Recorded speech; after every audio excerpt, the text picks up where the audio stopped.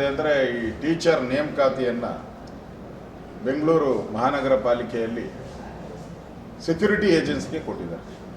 ಇದಕ್ಕಿಂತ ಮಾನಗೇಡಿ ಸರ್ಕಾರ ಇನ್ನು ಇರೋಕ್ಕೆ ಸಾಧ್ಯನಾ? ಯಾವುದೋ ಒಂದು ಶಿಕ್ಷಣ ತಜ್ಞರ ಒಂದು ಸಂಸ್ಥೆ ಇದ್ದರೆ ಆ ಮಾನದಂಡ ಆಧಾರದ ಮೇಲೆ ಕೊಡಬೇಕಾಗಿದೆ. ಇವರು ಸೆಕ್ಯೂರಿಟಿ ಏಜೆನ್ಸಿ ಅವ್ರಿಗೆ ಏನು ಕಾರ್ಪೊರೇಷನ್ ಸ್ಕೂಲ್ ಕಾವಲು ಕಾಯಕ್ಕೆ ಕೊಡ್ತಾ ಇದ್ದಾರಾ ಇಲ್ಲ ಪಾಠ ಮಾಡಕ್ಕೆ ಕೊಡ್ತಾ ಇದ್ದಾರ? ಈ ಥರ ಒಂಥರ ಡೊಂಬರಾಟ ಆಡ್ತಾ ಇರುವಂಥ ಸರ್ಕಾರ ಕರ್ನಾಟಕದಲ್ಲಿದೆ. ಇನ್ನು ಇವತ್ತು ಭಾಳ ಈ ಸರ್ಕಾರದ ಭ್ರಷ್ಟಾಚಾರ ಎಷ್ಟು ಮುಟ್ಟಿದೆ ಅಂತೇಳಿ ಇವತ್ತು 187 ಕೋಟಿ ಹಣ ಶಿವಮೊಗ್ಗದಲ್ಲಿ ಚಂದ್ರಶೇಖರ್ ಅನ್ನೋರು ಆತ್ಮಹತ್ಯೆ ಮಾಡ್ಕೊಂಡಿದ್ದಾರೆ. ಅಲ್ಲೇ ಸಂಜೆ ಅಕೌಂಟೆಂಟ್ ಅವ್ರು ಬರೆದಿಟ್ಟಿದ್ದಾರೆ ಡೆತ್ ನೋಟಲ್ಲಿ. ಮಂತ್ರಿಗಳು ಸೇರಿ ಅವ್ರು ಯಾರ್ಯಾರು ಅಧಿಕಾರಿಗಳು ನನ್ನ ಹತ್ರ ಹಣ ತೆಗೆದುಕೊಂಡಿದ್ರು ಎಲ್ಲ ಅಂಕಿ ಅಂಶಗಳು ಇವತ್ತು 187 ಕೋಟಿ ಹಣ ಅವ್ಯವಹಾರ ಆಗಿದೆ, ನನ್ನ ಸಾವಿಗೆ ಇವರೆಲ್ಲ ಕಾರಣ ಅಂಥೇಳಿ ಬರೆದು ಡೆತ್ ನೋಟ್ ಬರೆದಿರೋದು ನೋಡಿದೆ. ಇವತ್ತು ಇದಕ್ಕಿಂತ ಈ ಸರ್ಕಾರ ಲೂಟಿ ಸರ್ಕಾರ, ಈ ಸರ್ಕಾರ ಜನರನ್ನ ಲೂಟಿ ಮಾಡ್ತಾ ಇದೆ ಅನ್ನೋದಕ್ಕಿಂತ ಇದಕ್ಕಿಂತ ಸಾಕ್ಷಿ ಇನ್ನೇನು ಬೇಕು?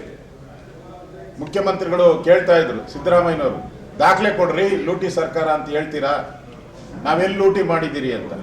ಈಗ ದಾಖಲೆ ಕೊಟ್ಟಿದ್ದೀನಿ, 187 ಕೋಟಿ ಲೂಟಿ ಮಾಡಿರೋದು ನಿಮ್ಮ ಅಧಿಕಾರಿ ಅಕೌಂಟೆಂಟೇ ಬರೆದಿಟ್ಟು ಆತ್ಮಹತ್ಯೆ ಮಾಡಿಕೊಂಡಿದ್ದಾರೆ.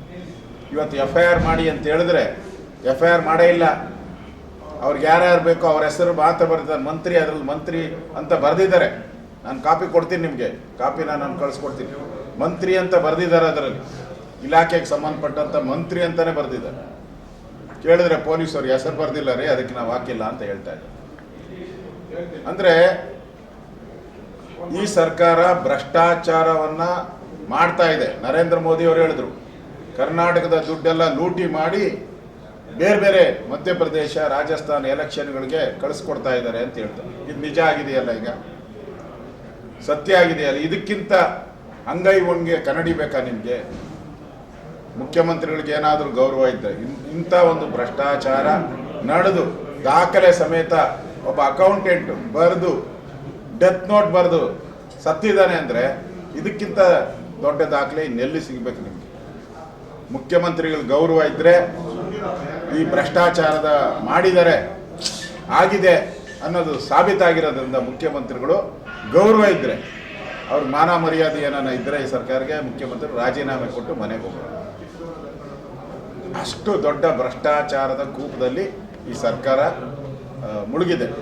ಯಾರೇನು ಕೇಳಿದ್ರು ಗ್ಯಾರಂಟಿ ಕೊಟ್ಟಿಲ್ವಾ, ಗ್ಯಾರಂಟಿ ದುಡ್ಡು ಕೊಟ್ಟಿಲ್ವಾ ಅಂತ ಹೇಳ್ತಾರೆ ಹೊರತು ಇದುವರೆಗೂ ರಾಜ್ಯದಲ್ಲಿ ಒಂದೇ ಒಂದು ಕೆಲಸನೂ ಕೂಡ ಒಬ್ಬ MLA ಹೋಗಿ ಒಂದು ಲೆಟ್ರ್ ಕೊಟ್ಟರು ಕೂಡ ಅದನ್ನು ತೆಗೆದು ಕಸದ ಬುಟ್ಟಿಗೆ ಹಾಕುವಂಥ ಕೆಲಸವನ್ನು ಇಡೀ ಮಂತ್ರಿಗಳು ಮುಖ್ಯಮಂತ್ರಿಗಳು ಮಾಡ್ತಾರೆ. ಒಂದು ಕೆಲಸನೂ ಆಗಿಲ್ಲ.